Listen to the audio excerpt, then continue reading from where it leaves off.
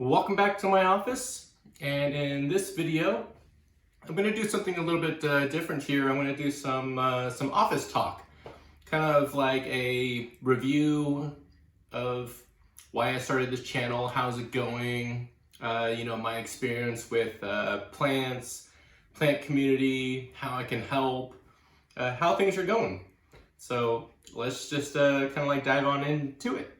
If you're watching this right now, hopefully you've watched several of my other videos. I kind of started at the very beginning of this year in 2021, and I decided to kind of like do this channel about just how I take care of my plants here in my office. I've mentioned this in multiple kind of like videos, but I like to kind of like take you through that journey. And plus, it really just helps me be creative, something that's new to me. It's very uncomfortable. Talking to, making these videos. So it's really a self-reflecting tool for myself just to see how well I'm doing. It's a very small channel. I only have like less than 100 subscribers at this point, but that's okay, right? It really doesn't matter to me if it was 1 subscriber or like 1,000,000 subscribers. I think I just wanted to show like how I'm really just enjoying myself taking care of plants during this time. Obviously, I'm a pandemic plant enthusiast hobbyist at this point, probably like a vast majority of you. And my day job is a software consultant. I work for a very large healthcare organization here in the Bay Area, and it kind of like mixes like the two. I'm able to work from home, take care of my plants, and do my day job all at the same time. So I'm very thankful for that. Better news, it was very exciting for me over the last couple days here. I did have a very fruitful weekend, and today is Sunday, May the 2nd. So on Friday, I had a very special guest come join and interview me, and I was super thrilled and excited to have him. His name was Jimmy Nguyen, and if you didn't know who he is Legends of Monstera. He has his YouTube channel on as well, and I heard that he was giving a NorCal kind of like plant tour, and I was very excited that I was his very first person that he wanted to come interview. He's here for about like 10 days, and I think he has like a long like time ahead of him. Very awesome guy, super nice, very engaging, and I had a great time. The only downside is that I didn't capture any like footage. It was just, I think I was just kind of like in the moment, just kind of enjoying what he was, how we were engaging with each other, our discussion, showing him my plants. And I didn't get any footage of that, or I didn't even get like any like pictures or anything. So when he posts that episode, hopefully I'll get like a very short time, because it's just me. I know he's meeting vast amounts, or actually not to say vast amounts, but a decent amount of people here in Northern California that have way better collections than I have, way better stories. Super awesome people in the plant community. So hopefully I just get like a small little snippet to be maybe like on his channel. So once he posts that, I'll probably like snag that video to post on my own. And that was very exciting. So thank you again, Jimmy, for coming to meet me here on Friday, and I had a wonderful time. So hopefully you enjoy the rest of your time here in Northern California, and thanks again. Now, speaking of kind of like how the year has gone by, in 2020 and 2021, I tried to at least challenge myself to be better. And what does that truly mean? I mean, even myself being better, I don't always have like the answers, but I do have like ideas of how to help. So for example, last year in 2020, which I know we had like lockdown, and everybody was kind of like inside, a lot of devastating kind of like activities happening, many people losing their jobs or a house, or, even their kind of whatever their situation was. It was very, very rough. And I kind of look at myself to see how I can help, others.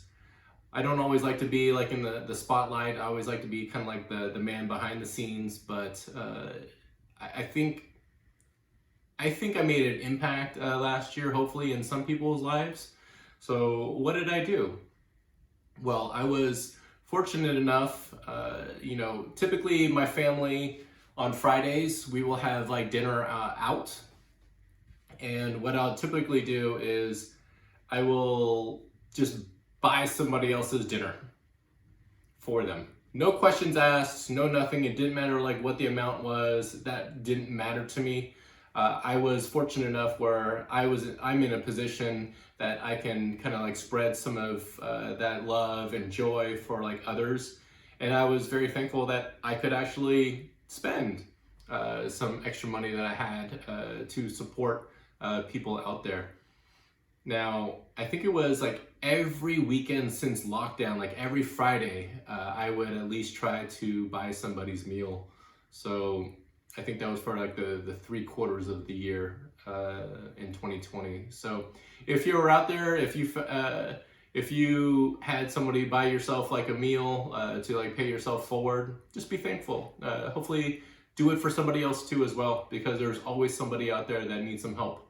And I'm hoping that at least people like myself can at least help others.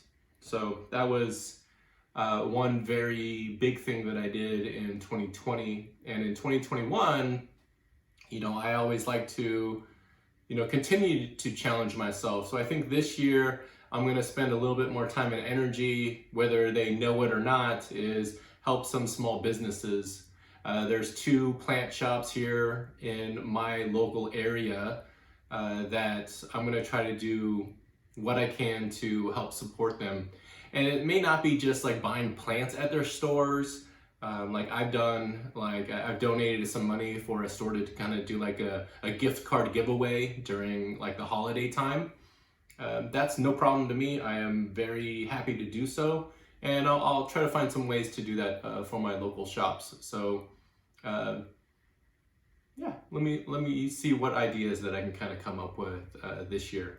And then lastly, I'll kind of close with this is future projects. Again, I like to just challenge myself, trying something like new. How is an idea going to, how should I say, come to fruition from paper to an actual thing?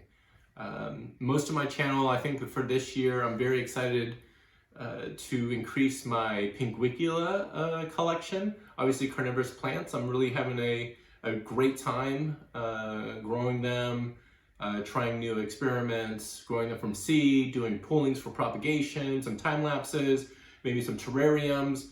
And I'm really finding a great outlet to be creative. And that's really been a cool thing for me. And not too many people around when I kind of search around in like the local like plant community, not too many people have carnivorous plants. So could I change that kind of like thought process or expose like a kit or some kind of product that allows them to, hey, take something like a Pinguicula, take it home, and then all they have to do is just kind of do some care. Because I think people may be intimidated by some carnivorous plants because they always think maybe, oh, they need to get fed by, some kind of insect.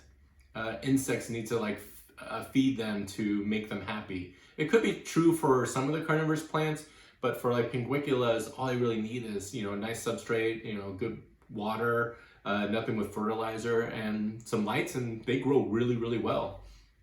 So I did have an idea. I'll kind of show this really quickly, and this is gonna make no sense to you whatsoever, and it makes no sense to me. But what I'm gonna try to do is I'm going to try to design and make a kind of like a custom pot for either like my Pinguiculas, or I also, if you've seen my other series, I accidentally got some Droseras. So maybe like a pot that can be kind of like a self-watering pot, or just a, altogether kind of like pot where someone can just maybe buy it, take it home, and all they have to do is just water it and just let it grow. So here is a quick drawing that I like to just show. It's a little quick design. It's gonna be hopefully like a hexagon shape. I like bees. My parents have bees, they have a beehive. So I've also, the other creative side of me, like I've made chapsticks before or like soaps, but it's always been like a bee theme because obviously there's beeswax in them. I get that from my mom. I boil it down, I kind of refine it, and then I use my parents' beeswax to make these products.